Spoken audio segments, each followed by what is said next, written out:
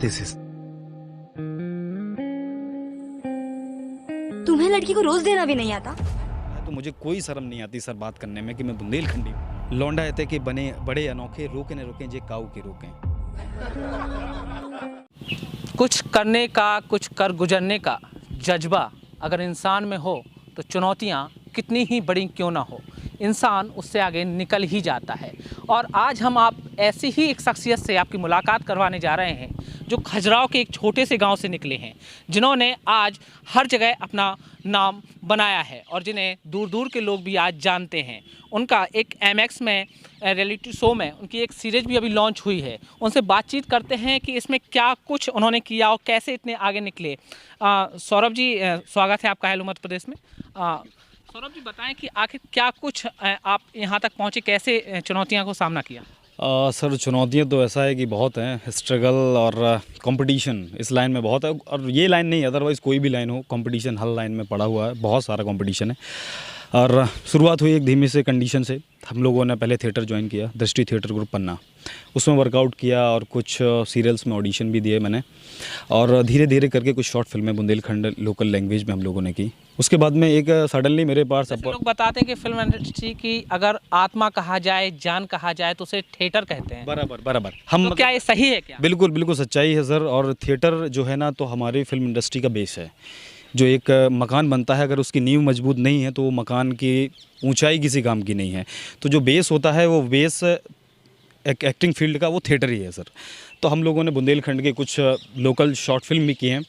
फिर उसके बाद में सडनली मेरे एक फ्रेंड है कामनी राजपूत, उसका कॉल आता है मेरे पास में कि एक रियलिटी शो का ऑडिशन आया है, अगर देना चलना हो तो चलिए मेरे साथ। मैं बोला कि चलो चलते हैं। उस टाइम मेरे पास थोड़ा सा फाइनेंशियली प्रॉब्लम भी थी, तो मैंने उससे जिक्र किया फाइनेंशियली प्रॉब्लम के लिए। तो उसने बोला कोई नहीं, मैं हेल्प कर दूंगी, चलो मेरे साथ चलना। तो मैं कहा चलो ठीक है, तो आपके साथ चलता हूँ। फिर उस टाइम पे मेरा सडनली ग्वालियर का प्लान बना। ग्वालियर ऑडिशन था, क्योंकि उन्होंने हर जगह पे सिटी वाइज सिटीज़ 40 सिटियों में उन्होंने ऑडिशन रखे थे। तो मेरे खजुराहो के हिसाब से मुझे पास में ग्वालियर लगा, तो ग्वालियर ऑडिशन देने गया, ग्वालियर ऑडिशन दिया। आफ्टर ऑल 2 मंथ्स लेटर मेरे पास कॉल आता है कि आपका सिलेक्शन हो गया। उस टाइम पे मतलब खुशी का कोई ठिकाना नहीं सर, कि चलो ठीक है सिलेक्शन हो गया मेरा, बहुत बड़ी बात थी मेरे लिए। तो किस अनुभव को आपने जिया उस वक्त जब अचानक एक कॉल आता है, बड़े शहर से कॉल आता है? थोड़ी मन में घबराहट सी भी होती होगी कि आखिर कैसे हम सब कुछ कर पाएंगे या कुछ चुनौतियों को कैसे झेला होगा आपने उस वक्त सर? अब खुशी का तो कुछ बयान कर नहीं सकता मैं कि क्या खुशी हुई, लेकिन हाँ इस तरीके की कुछ खुशी हुई कि चलिए मतलब मेरे अंदर कुछ ना कुछ ऐसी बात है कि जो मैंने ऑडिशन दिया वहाँ पर हज़ारों लोग और भी आए हुए थे ऑडिशन देने के लिए, लेकिन उनको कोई ना कोई बात मुझ में एक्स्ट्रा या कुछ ऐसी लगी कि मैं उनकी उस प्लेटफॉर्म के लिए बेहतर हूँ, तो उन्होंने मुझे मौका दिया।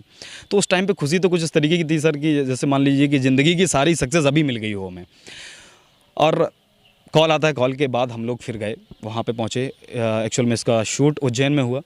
तो हम लोग और उन्होंने 40 सिटीज़ से 200 कंटेस्टेंट उन्होंने निकाले, एक्टर, सिंगर, डांसर, मॉडल, सभी लोगों को उन्होंने। कंपटीशन तो फिर काफ़ी रहा। कंपटीशन सर बहुत था। और हम लोग जब वहाँ पहुँचे, वहाँ पहुँचने के बाद हम लोग जो एक्टर्स थे, सिंगर्स थे, डांसर थे, तो उन्होंने चारों कैटेगरी को मिला के एक बहुत अच्छा प्लेटफॉर्म तैयार किया, जो था हमारा the war of talent, India's first theatrical reality show, जिसके डायरेक्टर हमारे पराग एंड प्रयास सर थे और जिसके anchor Rahul Dev sir, Bollywood industry का जाना माना नाम, जाना माना चेहरा, और मुग्धा गॉडसे मैम, जानी मानी एक्ट्रेस, इस्माइल दरबार सर, जाने माने। नामों को सुनने के बाद तो मुझे लगता है कि एक बार फिर आपको बधाई देना चाहिए सक्सेस पाने के लिए। Thank you sir. और फिर उसमें हम लोगों ने वर्कआउट किया, 1 महीने 1.25 महीने का टाइम हम लोगों ने स्पेंड किया। As a look like a family types हम लोग साथ में रहे। और उसका लॉन्च होने के बाद हम लोगों ने देखा जब कि उसका रिज़ल्ट, आफ्टर ऑल ये लॉकडाउन के होने की वजह से उसका रिज़ल्ट अभी 2-3 दिन पहले ही आया कि MX प्लेयर पर लॉन्च हो गया वो। तो उस टाइम पर मतलब खुशी का कोई ठिकाना नहीं था कि मतलब इतनी बड़ी अपॉर्चुनिटी एक छोटे से शहर से मेरे लिए तो बहुत बड़ी अपॉर्चुनिटी थी सर, कि इतने बड़े प्लेटफॉर्म पे मेरा शो रिलीज़ हुआ और मैं अपने आप को खुद को देख पा रहा हूँ। जहाँ पे मैं आश्रम जैसी वेब सीरीज़ बॉबी देओल की देख रहा था MX प्लेयर पर, उस जगह पे मैं अपने आप को खुद देख पा रहा हूँ। तो उस जगह का जो मतलब उस टाइम का जो मेरा फीलिंग था, जो मेरे अंदर की, वो मतलब अमेजिंग थी, अनबिलीवेबल थी। खुद बिलीव नहीं हो पा मैं रहा मान था। सकता हूँ कि जिस जगह से आप निकलते हैं जी, जी। वहाँ के लिए कहीं जब हम ऊंची जगह जाते हैं तो लोग कहते हैं ये छोटे शहर का है, छोटे गांव का है, जी, जी, ये जी, क्या बिल्कुल, करेगा। तो ये बिल्कुल, ताने बिल्कुल। भी हमें कई बार सुनने को मिलते बिल्कुल हैं। सर, तो बिल्कुल। आपने क्या सुना और उनको कैसे हैंडल किया होगा उन कंडीशनों में? अब उस टाइम पे तो सर, और अभी भी कुछ टाइम पहले ही, मतलब ज़्यादा लंबी बात नहीं है, 1 डेढ़ 2 महीने की पहले की बात है। काफ़ी लोग मिलते हैं जो लोकल के मेरे दोस्त यार रहते हैं या कोई जान पहचान वाले रहते हैं। तो एक टाइम निकलने के बाद जब आपके पास सक्सेस नहीं होती है तो लोगों का ताना मानना एक रुझान में आ जाता है, जनरली चीज़ हो जाती है। तो उस टाइम पे लोग, जब मैं निकला करता था कहीं से, तो लोग कहा करते थे, और हीरो कहाँ जा रहे हो? तो वो हीरो सब सुन के, मतलब एक तो ये लगा करता था कि नहीं यार ये बंदा ताना मान रहा है, और दूसरी चीज़ ये लगा करती थी कि नहीं यार कि हीरो बोल रहा है अगर कोई, तो कुछ ना कुछ बात है कि चलो ठीक है, आप किसी भी कंडीशन में बोल रहे हो, कोई भी आपका कारण हो बोलने का, वो पता नहीं मुझे, बट मेरे लिए अगर आप हीरो बोल रहे हो तो चलो ठीक है, मेरे अंदर कोई ना कोई बात है। और आज उसके लिए मुंहतोड़ जवाब है मेरे पास में। मेरे पास MX प्लेयर पर मेरा शो रिलीज़ हुआ, उससे बेहतर मेरे पास कोई प्लेटफॉर्म आज की डेट में वेब सीरीज़ से बेहतर, और इन MX प्लेयर, अमेज़ॉन का हॉटस्टार हो गए, ये वो प्लेटफॉर्म है कि जहाँ पे पहुँचने के बाद लोगों को कोई और प्लेटफॉर्म की ज़रूरत मुझे लगता नहीं पड़ती हर है। कोई जीतता एक बार है जिसके चर्चे 1000 बार होते हैं, लेकिन इंसान उस जीत के लिए ना जाने कितने बार हारता है। उस हार में कितनी बार आपने वो हार मंजूर की और कैसे कैसे फिर आप आगे बढ़े? सर, हार की बात करूँ तो मुझे अपनी लाइफ में हार का सामना बहुत कम करना पड़ा है। मैंने जहाँ जहाँ भी ट्राई किया, जहाँ भी ऑडिशन दिया, तो मुझे ऐसा कहीं पे ये सुनने को नहीं आया कि आपका सिलेक्शन नहीं हुआ। 1-2 जगह ही हुआ, ऐसा हुआ मेरे साथ में कि सिलेक्शन नहीं हुआ मेरा, तो वहाँ भी मैं कुछ ना कुछ सीख के ही आया कि मुझे लगा कि चलो उस लायक में नहीं था। लेकिन हार कर भी कोई ना कोई सीखता ही है। बिल्कुल सर, और वहाँ पे मुझे लगा कि चलो उस लायक में नहीं था, लेकिन जहाँ सिलेक्शन हुआ तो वहाँ मुझे लगा कि नहीं यार, यहाँ के इसके लायक हूँ मैं। और आज MX पर ये शो रिलीज़ होने के बाद मुझे लग रहा है कि हाँ, मैं बेहतर हूँ, मैं कुछ और बेहतर कर सकता हूँ और बेस्ट कर सकता हूँ हमारी माटी बुंदेलखंड के लिए, और बुंदेलखंड के अलावा बुंदेलखंड से कई बहुत गुना ज़्यादा ऐसा। लोग आखिर बुंदेलखंड से इतना क्यों कहते हैं कि बुंदेलखंड पिछड़ा है? बुंदेलखंड, जब आप दूसरे शहर में जाते हैं तो कहते हैं लोग आप पिछड़ी जगह से आए हैं। मतलब ये लोगों के मन में क्यों ऐसी कहानियाँ बनी हैं? क्या क्या समझा आपने बाहर जाकर, वहाँ के लोगों से समझकर क्या जाना आपने? मैं तो सर एक ही बात कहना चाहूँगा बुंदेलखंड के लोगों से कि जैसे कुछ आर्टिस्ट और कुछ लोगों को मैंने देखा है जो मुंबई पहुँच के वहाँ की लोकल लैंग्वेज या मतलब खड़ी हिंदी में बात करते हैं, जैसे अभी मैं कर रहा हूँ जनरली बात, तो और भी कई जगह की अलग अलग लैंग्वेजें हैं। मद्रास है, पंजाब है, हरियाणा है, आपका महाराष्ट्र हो गया, सबकी अलग अलग एक लैंग्वेज है। लेकिन उन बंदों के दिल में मैंने एक चीज़ देखी सर, कि उनका कोई भी पर्सनल बंदा या कोई लोकल का बंदा मिलता है तो वो शर्म नहीं खाते वहाँ अपनी लैंग्वेज बोलने में। लेकिन सही बात है, और शर्म खानी भी नहीं चाहिए, क्योंकि ये बिल्कुल धरती सर। इसने ही हमें जन्म दिया इसी है। ने दिया सर, जो है जन्मभूमि हमारी यही, हम इसे नहीं भूल सकते। यहाँ पे हमारा जो कुछ है तो यहाँ ये हमारा वो है, बेस है हमारा, तो इसे हम भूल जाएंगे तो आपका कुछ पे बनता भी नहीं है, ठीक है। तो मैं इस बात को रियलाइज़ करके, तो मुझे जब भी कोई कॉल आता है, मेरा कोई पर्सनल लोकल का बंदा कोई मिलता है, तो मुझे कोई शर्म नहीं आती सर बात करने में कि मैं बुंदेलखंडी में बात कर रहा हूँ, कोई शर्म नहीं आती, ठीक है। तो हम बुंदेलखंडी में जनरली बात करत उनसे, कोनो दिक्कत नहीं आती हमें बात करवे में उनसे। तो बुंदेली में एक आध अपनो कोनो अच्छो बारो डायलॉग हो जोन तुम्हें अच्छो लगत होए और लोगन को भी बहुत अच्छा लगत हो, तो वो भी तनक दर्शकन को सुना देते अपन।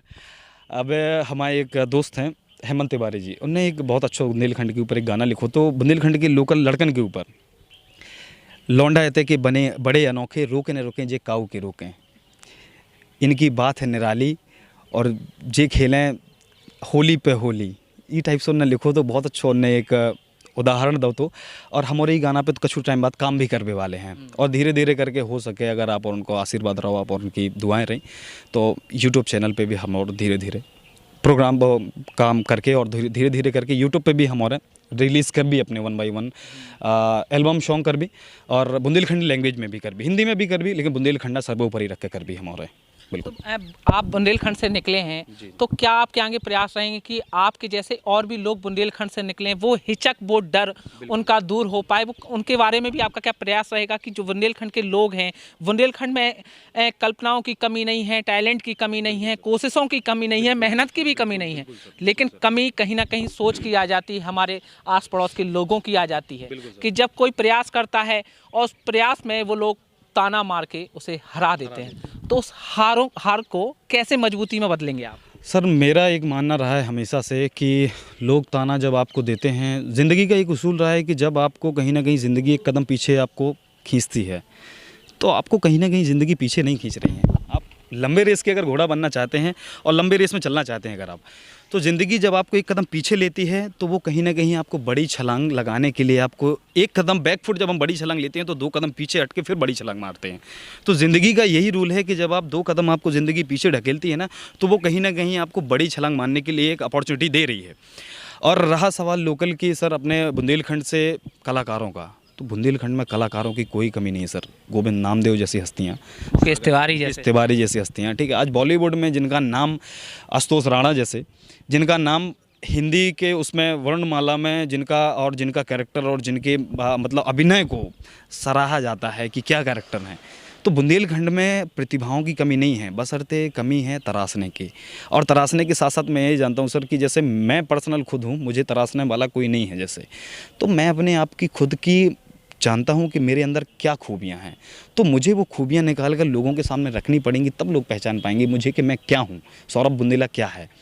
तो वो चीज़ तो मैंने, अब मुझे ग्वालियर से कोई लेने वाला यहाँ आने वाला नहीं था कि नहीं सौरभ बुंदेला एक बुंदेलखंड में है, उसे वो एक्टिंग फील्ड से बिलोंग करता है, उसे इसमें रियलिटी शो में रखना चाहिए।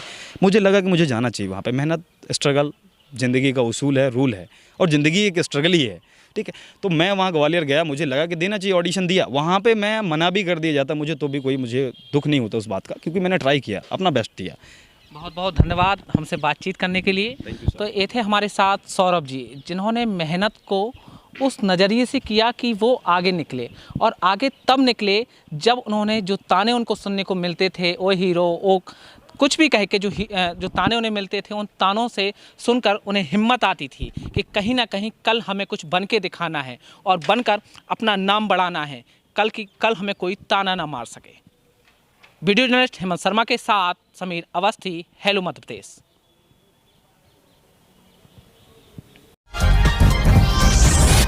हेलो मध्य प्रदेश, नई सोच, नया अंदाज।